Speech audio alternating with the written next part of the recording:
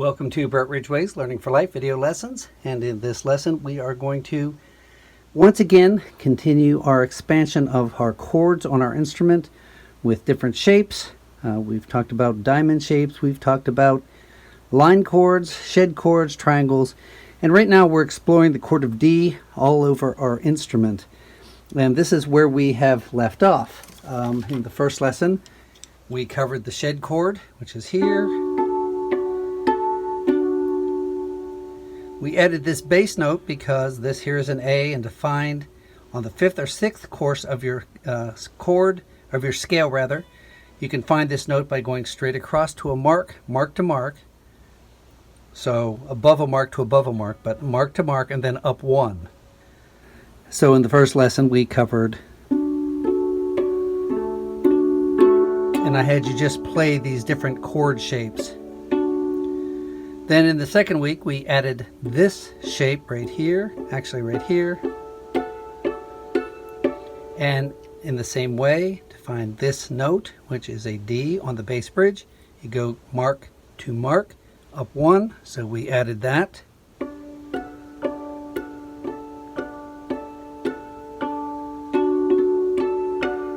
And then last week we added this triangle. And again, it'll work on the 5th and 6th, not the 7th, but on the 6th. You can go above a mark course, straight across to above a mark course, and up one. And we added this triangle.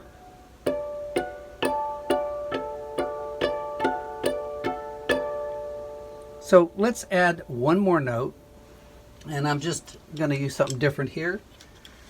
Somebody had given me. And we will use yellow.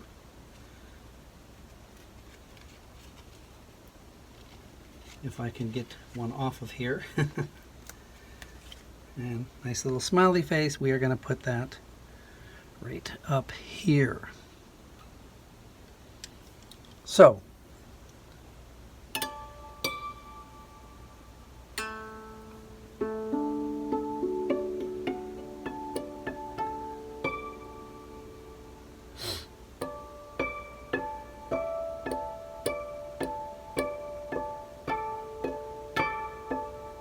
sorry.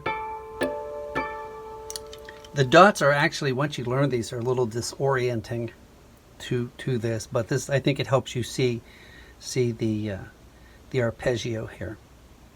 So one thing I want you to notice, we haven't done everything over here yet, but we have line chords on our instrument, and when you have a line chord, you're going straight up 3 and then you're skipping 2. Okay, so again, and we'll go through, I think we've done this before, but you could play a shed chord like this. You can play the diamond chord here, and it's the same exact thing.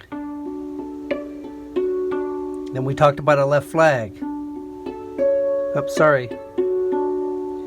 And then the line chord.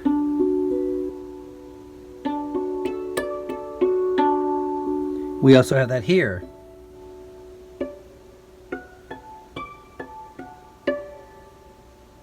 And then we have it one more place that we haven't really played yet, and we will do that all the way on the bottom if you have these are really tiny stickers. I hope that shows up. I think I explained to you that get the shine off, I'm playing in the dark with the light facing up. But we also have a line chord now right here.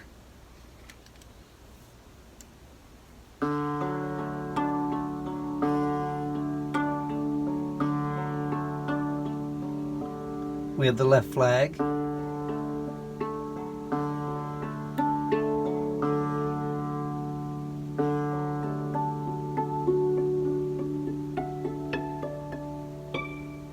So this is something that you can, just playing these different chord patterns all over your instrument. To me, this is just my opinion, that's all this is. I think when you hit two notes together, it helps solidify it more than arpeggiating. One thing that you can try start with your right hand, or I'm sorry, your left hand, and let your right hand follow your left hand.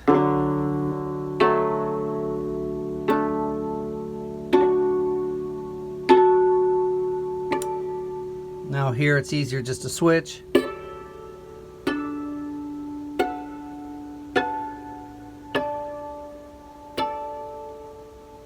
And wherever you want here. So just an exercise, but this is showing you your D chord on your instrument. And yeah, technically, you know, we could, let's see here. We actually could put even one right here as well.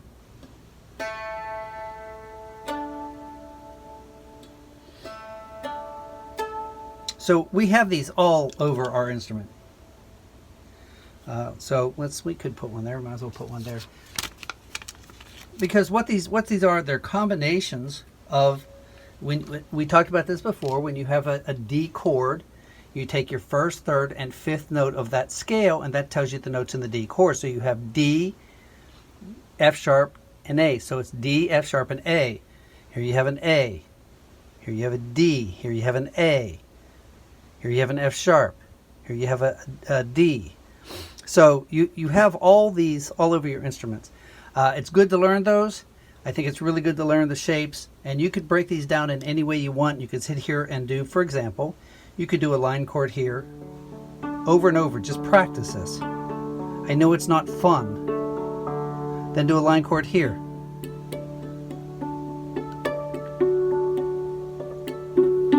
Then do a line chord here.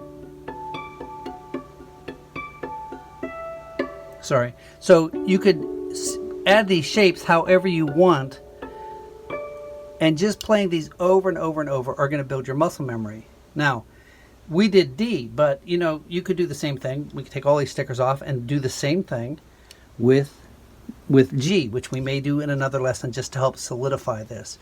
But when you're playing your song, you could play any of these notes. Will the circle be unbroken? Oh, wrong note. But you see how that works. Will the circle be unbroken? So you see that. So work on that this week. Try to add this last note in here. Then we added this bottom bass end, and put it all together and see how that works for you. And we will continue this at least a few more times to help you understand your chords and get your chords down all over your instrument. And then we will show you how to apply them into tunes so that you can learn how to embellish tunes, and also, as we're doing now, play backup, but really how to use these notes to embellish your tunes as well. So we will do this at least in another lesson or two, and we'll show you not just the backup, but also how to embellish your tunes using these chord shapes and these chord positions. So I hope you've enjoyed that. Again, a short lesson, but I did want to add this last note and this lower end for you. And just work on that, practice, and see how it comes. Let me know. Let me know in the comments. You know, I like to know how people are doing with these lessons, and if they're actually making progress, and if you're, you know, if they're a blessing to you. So please let me know in the comments. Please like, please share, and we will see you very, very soon. Thanks so much.